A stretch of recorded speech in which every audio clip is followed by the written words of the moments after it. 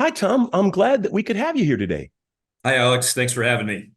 Well, test has really become a must have. I mean, test has always been a must when it comes to electronic engineering, but now it's gotten to the point where you have to test during development, you have to test during manufacture, you have to test after manufacture. You have to literally have an awareness of the product today that we didn't need in the past. You know what I mean?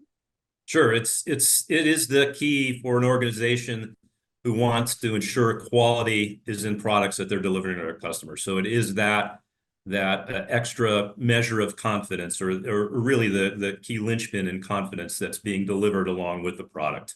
And it's not an easy task because, I mean, today we've got much more highly integrated systems, higher levels of complexity and functionality.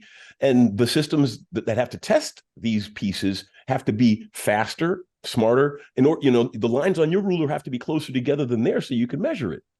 Sure, yeah, without a doubt, products are just becoming more complex. Not only that, there's market pressures on organizations to be first to market in certain areas, or whether it's, whatever industry it is, the pressure to bring product into production and out the door, which is going to, result in revenue, is increasing. And, making tests as efficient as possible is just going to be one of those aspects that's going to achieve those goals for an organization. Right. And obviously, a modular system allows you to scale and adjust and deal with various needs, right? Yeah, I think, the most obvious benefit of a modular system is a footprint. If you compare a modular system to what we will call rack and stack based system, you are able to pack a lot more functionality into a smaller footprint. But beyond that, you mentioned, I think, scalability is another key element. There's a lot of different things that we'll get into, as we, during this discussion, that a modular architecture or modular philosophy in building test systems brings to the table. Well, why don't we go ahead and get started with the presentation? And if I have any questions, I'll jump in. Sure.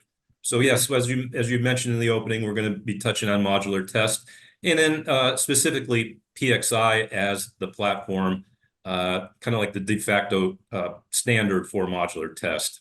So you're talking bench versus modular. What we would call rack and stack or bench instrumentation. And I think, overall, what are we talking about?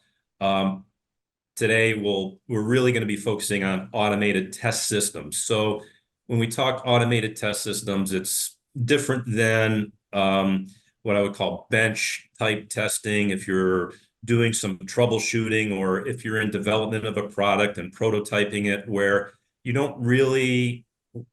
not at the point where you need to automate functions.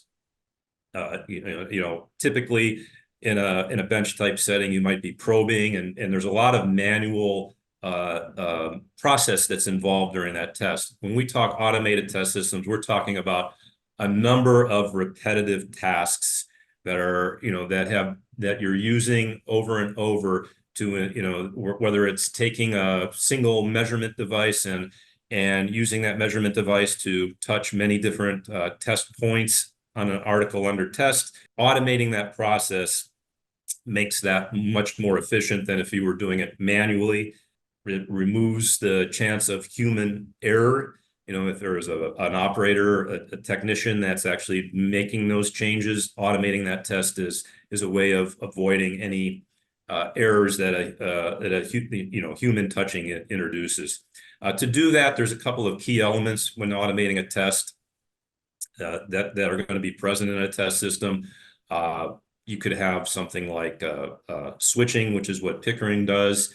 A switch will take an instrument like a DMM and expands it to multiple ports where you can touch many different test points, without having to have a technician move around a probe.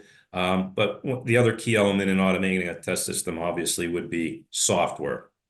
Application software, which drives control and sequencing of a test procedure. That's really the backbone of automation. An automated test system is made up of many different things, as you see in the picture here that I have.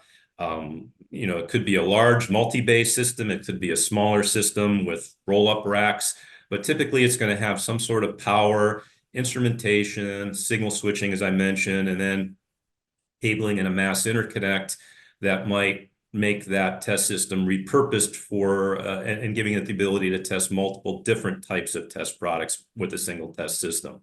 There are various applications that we're talking about with automated test systems. Typically, you're going to hear about it in production test or design and validation and hardware in the loop. Well, and actually, that's one of the things I was going to bring up is that we were talking about test at the various phases. Production today, that's how you achieve Six Sigma or better. I've been to facilities where they test after every manufacturing step. Oh, yeah. I mean, when I worked in industry, in industry on the other side, on the customer side, we had multiple stages of test. It would be circuit card test. It would be what we would call LRU test or line replaceable unit test. Those line replaceable units went into a system, and then there was system level tests. So it's just it's intuitively, it just makes sense. You don't want to build up the system, which could be comprised of many different subassemblies, go through test and find out, oh, you have a problem. It's much more difficult to debug at that point. Whereas if you assemble the system with known good components that have been tested, the likelihood of you passing at system level increases, or the number of possibilities that could have gone wrong in that subassembly, you can then focus on that and not necessarily the subsystems themselves because they've already gone through test. Got it.